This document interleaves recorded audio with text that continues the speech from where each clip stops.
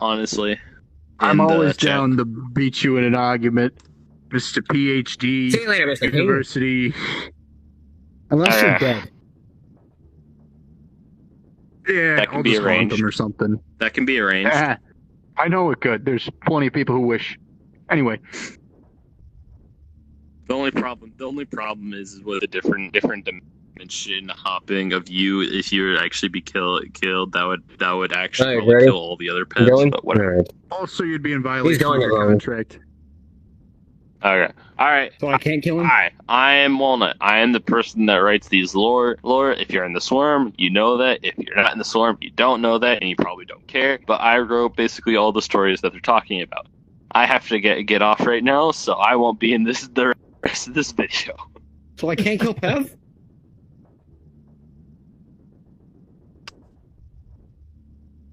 Yeah. I mean, try kill him? to kill. Yeah. Oh, Yeah, too bad we're in my VR. inside. I think he has the. I Too think bad he we're has in a plot VR armor. I don't think he's killable. I don't think he's Yeah. killable. No, at too the bad. moment. He is- We're in a think VR simulation. headset We're right in the now. VR simulation he set up. And you That said that is was not a waste. Freaking Dr. King It over there. is. It is. So why are you using it? Why are you using it? I know you're having fun.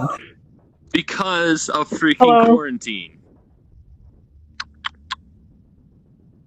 All I hear is Wait. hypocrisy. We have to quarantine. That's a volunteer. Have to quarantine. We're affected by this thing. Yes. Wait, you're talking about the It's- Earth virus? Yeah, Charisma? that stupid thing. Yeah, No, Charisma? no, No, we're not not affected charisma. by that. Alright, Then why are we quarantining? We're quarantined. Have you not heard? Look, and maybe a radio host. He's But I don't dead. keep track about that.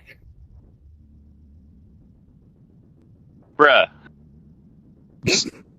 All you need to know is that there's a plague going around that is extremely contagious, that makes our feathers fall off, and then makes our lungs stop working. It is kind of like charisma or whatever the frick it's called. That's charisma. I know what charisma is. It's definitely like that. The Thank you. only thing is that it only survives in extremely cold temperatures, which is not good for us. And also, since we're birds, we catch it a lot easily.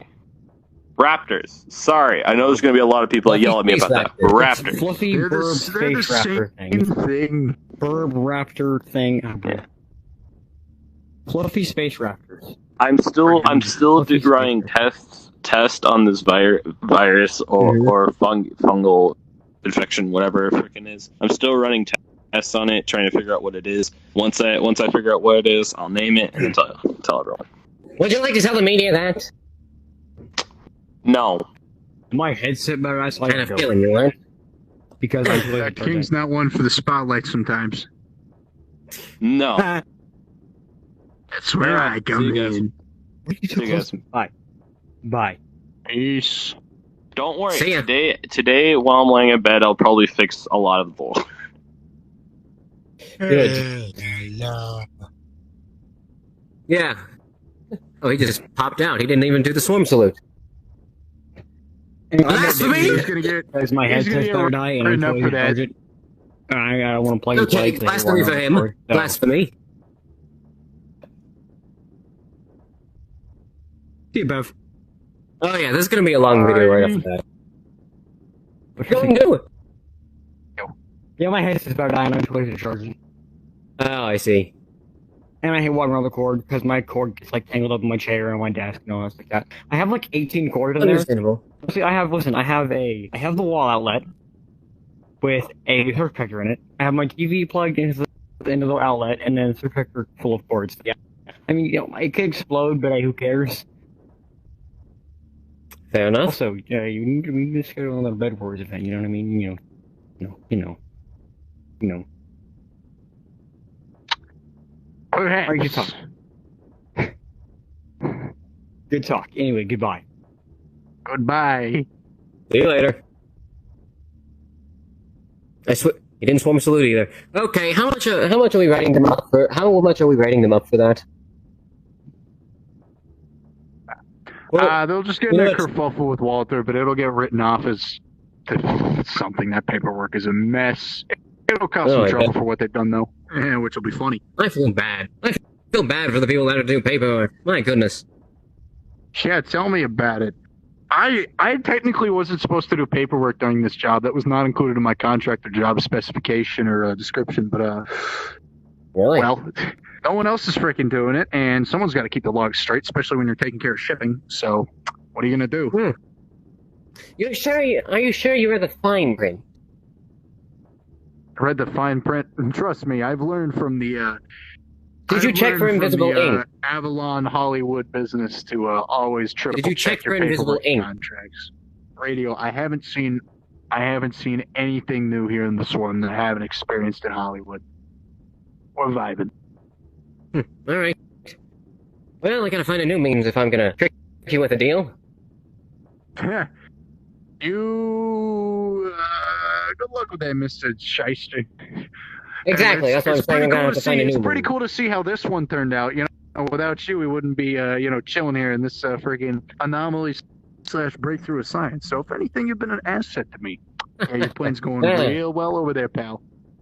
Yeah. All right. Hopefully that intro's over with. My goodness.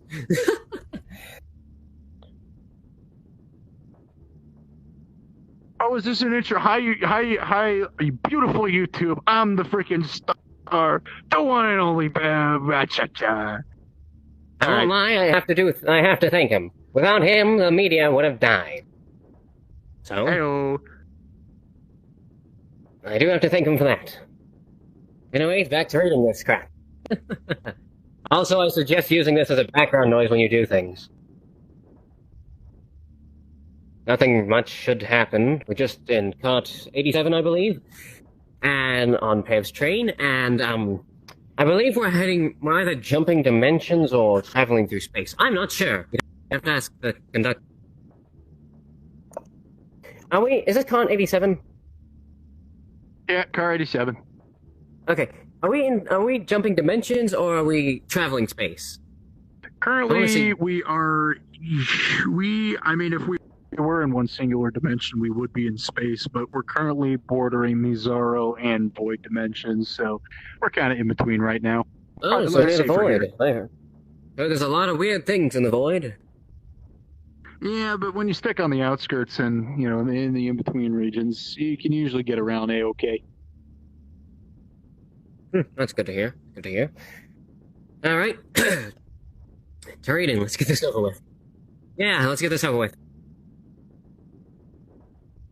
An Avali origin story. An Avali origin. Walnut. This is a remastered version of my first origin. Some stuff will stay the same, and I'm going to change some stuff. So yeah, this is the remastered version of my character / D&D backstory. I was just a kid when Avalon was attacked by Florin. They kidnapped over 15 Avalis. I was one of those Avalis.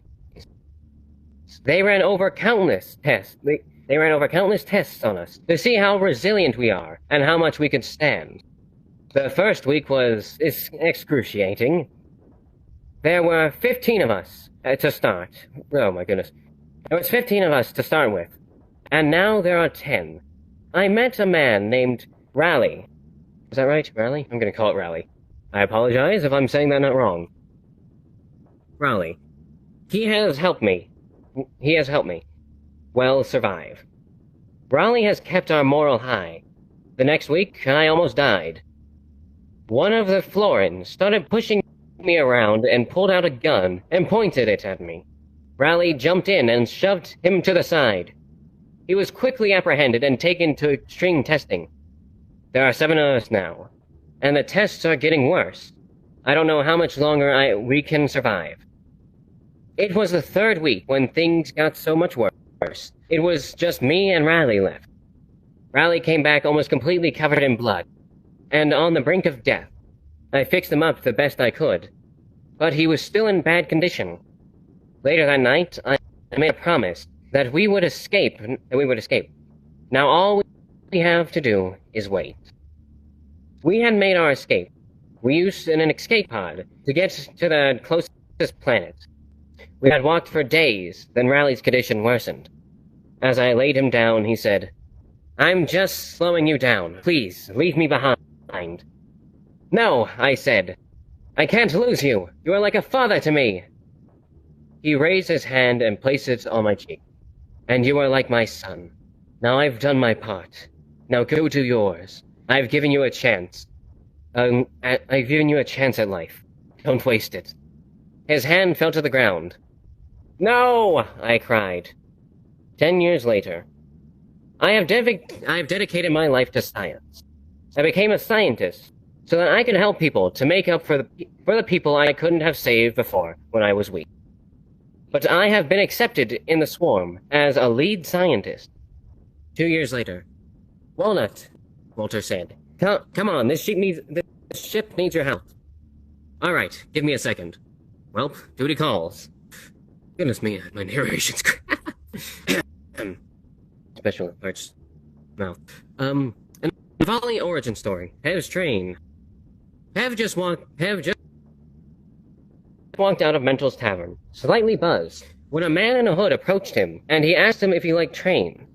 Pev obviously said yes. The man asked if he wanted a train for only 100 Valley coins. Pev, being slightly buzzed, took the offer. The next morning, Pev woke up inside the train with a pounding headache. Pev then exited the train to see that the train was only had about 5 cars. Pev then entered the train to take a look around. He went through 5 carts to see that he had... He went through 5 carts to see what he had bought. 3 of the carts were completely empty, and 2 were passenger carts. But he then realized there was another door into another cart. He opened it to see another empty room. Confused, he went to the other end to see another door that went to another cart. After about 10 times going into these extra carts, he then decided to go back. But he went through 20 doors in the other direction. He then decided to put a piece of paper in one of the carts. Went into another, then went back into the same cart, and the paper was gone. The carts are changing, he said. He then decided to label each of the carts. After about 100 carts, the labels started to show up, and now he had all the carts labeled. About 3 years later, he hired some people to work on the train. He now delivers supplies to Avalon and Mental's Tavern. He also took a special deal that was extremely lucrative and dangerous. To this day, no one but Pev knows why phenomena and rumors of entities are circling around the train. Is that true? I mean, look. We're in between dimensions right now. Yes, I see that, but I'm looking for the marking. I don't see one around here. The markings?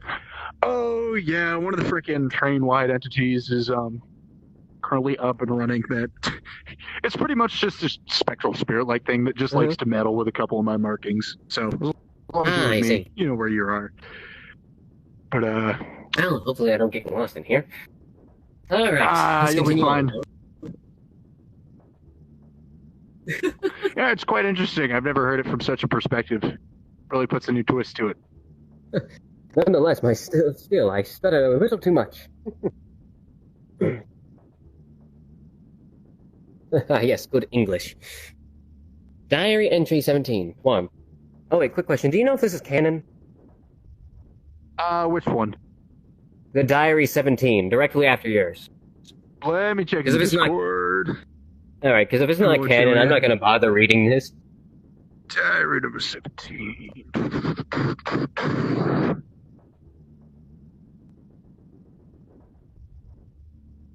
Yeah, I'm looking at it right now.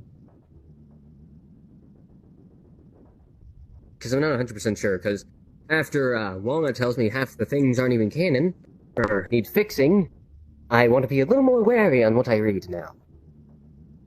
Diary entry number 17. Looks like something from Walnut's childhood or something like that. I'd give it a 50-50 shot that it's canon. Alright. Walnut, if it's... Alright, yeah, let's take it. Let's see where this rabbit hole takes us, shall we? Diary entry number 17. 1. The teacher taught us about warmth today. Apparently, the warmth coming from heaters. Is that a heater? Yeah, heaters. An untechnologically advanced machine to reduce heat, and natural oxygen combustion, like fire, can make us a volume melt. Due to how we are adapted to the cold environment, we are also taught that special scarves, only worn by the most important of people, can negate this and help resist heat. They made a trial fire to show what fire looks like, when and how it appears on alien planets, and actually made it produce a small amount of warmth, but said it was lethal if you got too close. They let us gather around the fire, and I, being curious, got a tiny bit closer than everyone else. The heat felt so odd on my feathers. But then, of course, Axon, I'm gonna say Axon, I apologize if that's wrong. Axon had to one-up not only everyone, but also me, and he got very close to the fire. Too close. Axon deserved to die, screaming like that. They weren't able to snitch on me and my knives anymore, as Axon was only a puddle on the floor, and the guards scrambled around trying to calm down the others and escort everyone away from the fire. I realized why I like this heat so much.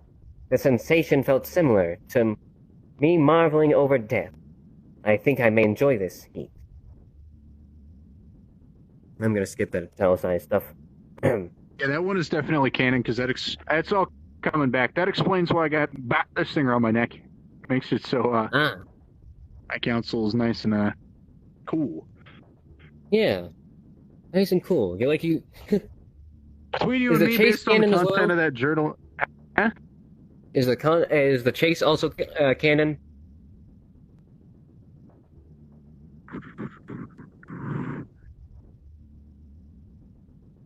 I'm gonna say, since it has a disclaimer based off of Sea of Thieves, it's either a side story or it's that not one. canon. I remember being told about that. Yeah, that's probably not canon. The Immortal Flame, however, that one is the pride and joy of the Swarm and Mental and Walnut and Swarm members alike. I don't blame you. It's a marvelous ship. True beauty. It's better with the hot tub we put in. Oh, of course. And the virtual stuff you guys got in. I don't question how I got in their ship. Don't question that. But anyways, it's beautiful here. I hope you don't mind me using your, headsets. Oh, no, you're fine. Just don't let between you and me, just don't let Walter Mental or Walnut too much on your case, or they'll get pissed at both you and me. Oh, don't worry. It's, Cut that part out. Yeah, can you do me a favor and cut that part out, cameraman? You got this, editor. Just snip it, and we're gonna cut back in like it was a normal conversation the whole time. Yeah. Let's say we were talking about guys, right? Yeah, just kidding. Yeah. Weather outside. It seems pitch black. There's no weather, but that's just how it is, because that's what we've been talking. Shoot, they're not supposed to. Well, I guess they can know about the dimensional travel. They got all rubbered up when I talk about that crap, though. Okay, new conversation topic. Ice cream. Wow, that's why you always have to wear a scarf next to fires.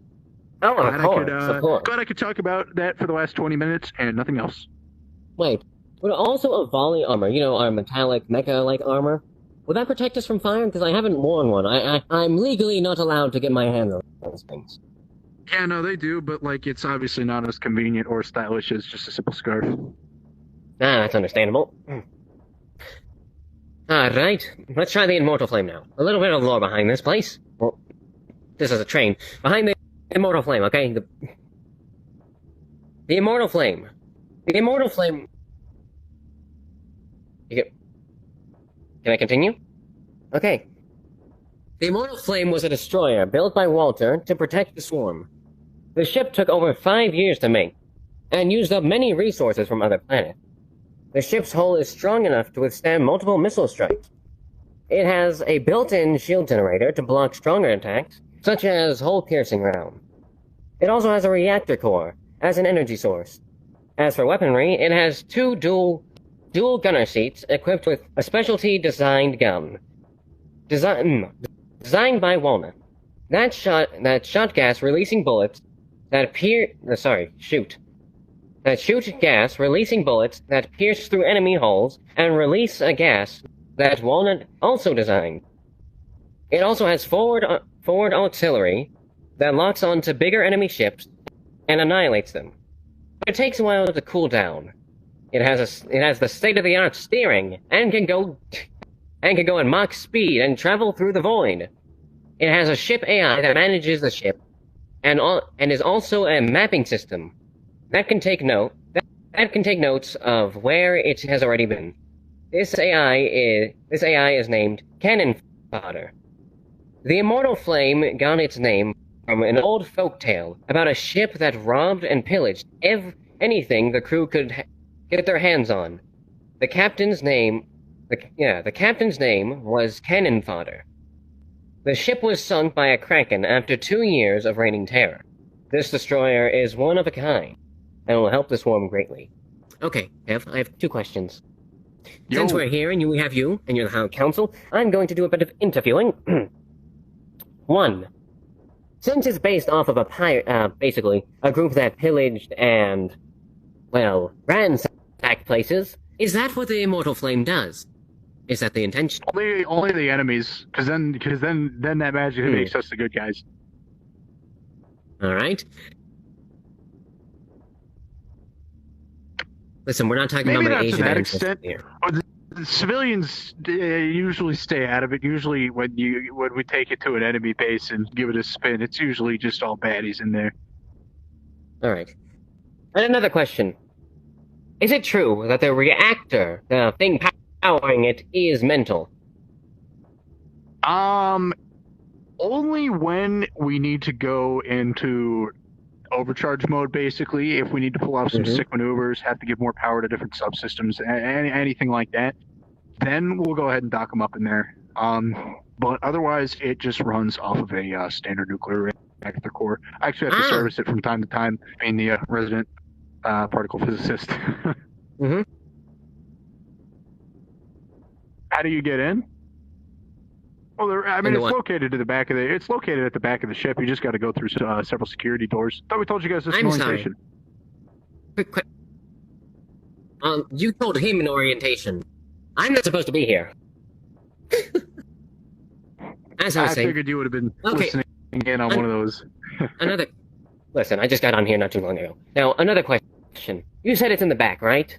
You said that the reactor's in the back? How protected is the back exactly? When I say the back, I mean it's in the rear half of the ship, but there's a decent amount of protection around that area. I can't... Okay, that is as specific as I can go, just because of confidentiality. But trust me, it's not under any external stress or pressure or threat. Okay. I was more worried about armor-piercing rounds getting through.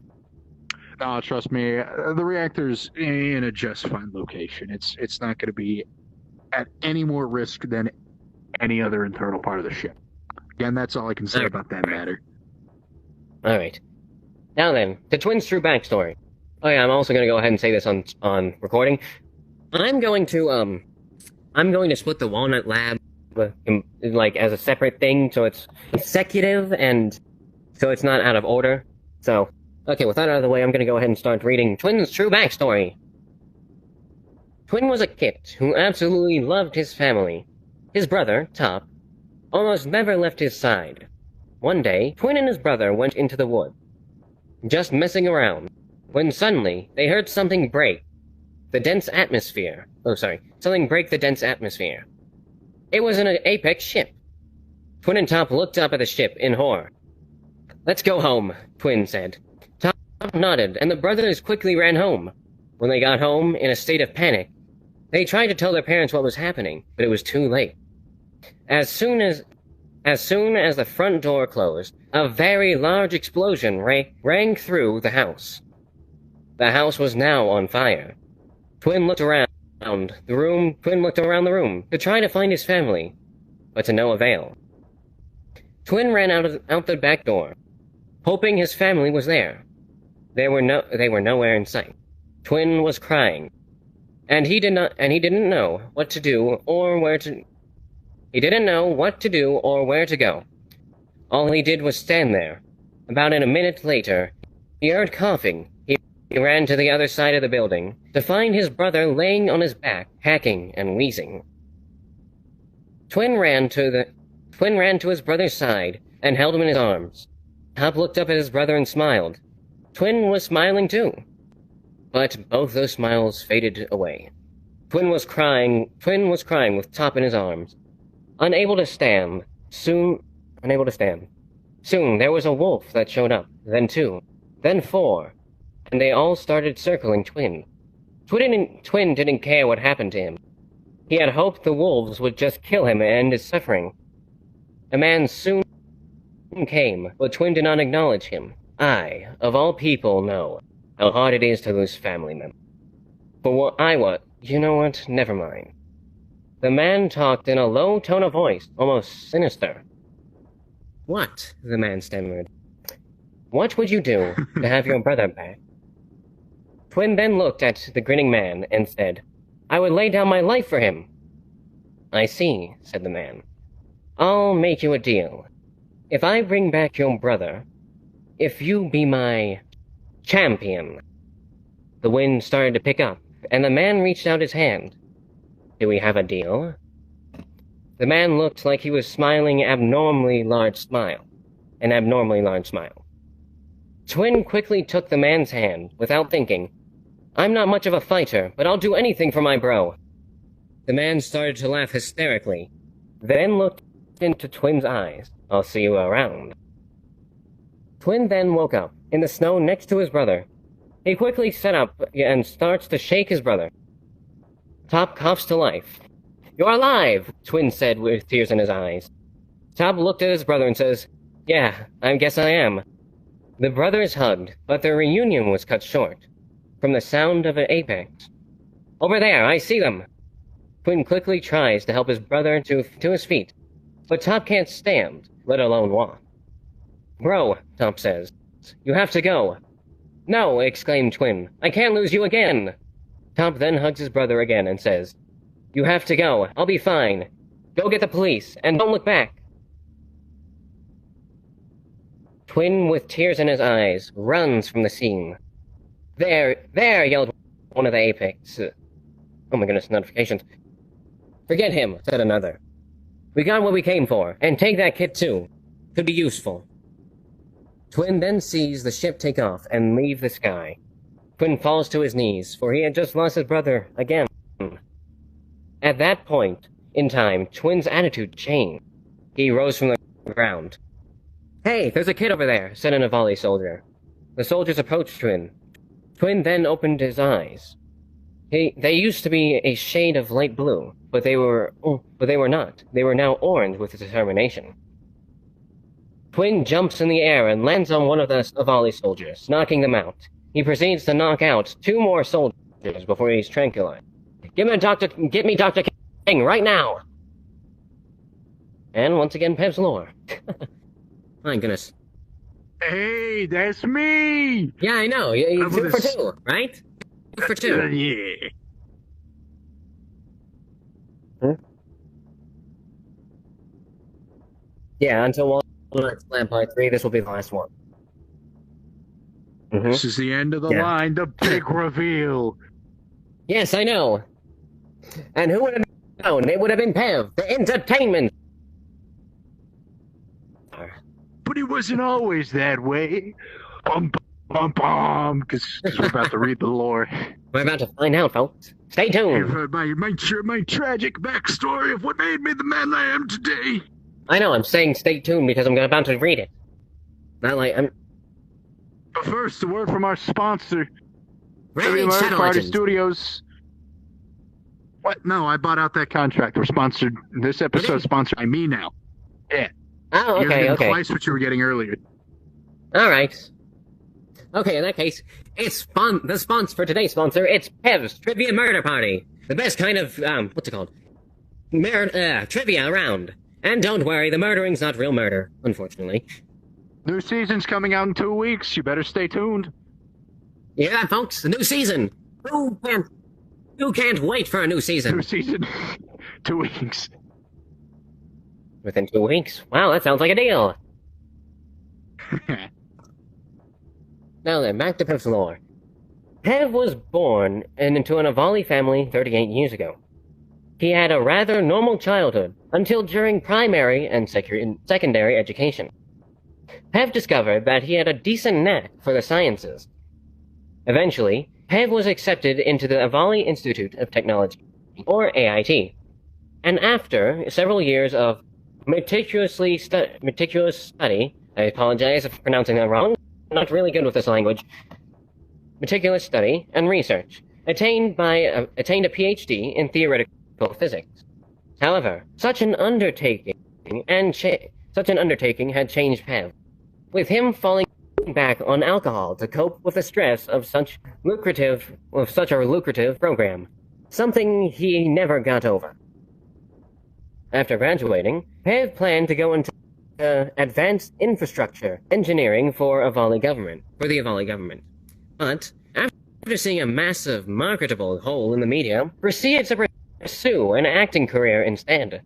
Using information attained during his education, Pev created a successfully produced. Oh my goodness, I'm sorry. As I said, this language is not my strong suit. Pev created a successfully produced, a daring trivia-based reality TV show. My goodness, Trivia Murder Party, which took Avalon by storm, both educating and entertaining the now resource-scarce society. Soon, he found himself rising through the film industry, producing movies, shows, and the majority of entertainment media for Avalon, often starring himself. The road to success is a tough one, however, with Pev learning to fight, bicker, negotiate, and sell to navigate the film industry. Eventually, Pev was offered a new and particularly unique contract to go film with the group known as the Swarm, one of Avalon's off-road groups dedicated to gathering resources and conducting military activities within healthy monetary compensation, an excellent reputation bonus, the promise of a high-ranking position, the ability to provide help for the dying planet of Avalon. Pev signed onto the gig. He packed his essential film equipment, boarded the Swarm spaceship at Avalon Central, and was on his way to continue his new career. And that, folks, is Mr. Pev Wolf's origin story. Here we are. Now you know the big reveal of the fact that I just kind of signed a contract, and, well, now I'm here. Yeah. Contracts are wonderful things for those viewers watching. Well, signing contracts can get you a pretty long way. That is, if you pay attention, but knowing you of course you do. And being in the film industry, there's a lot of things you have to pay attention of. A lot of, loopholes people can use to exploit things. Now, I believe that's all, unless Mr. Pev Wolf, our sponsor here, wants to add anything.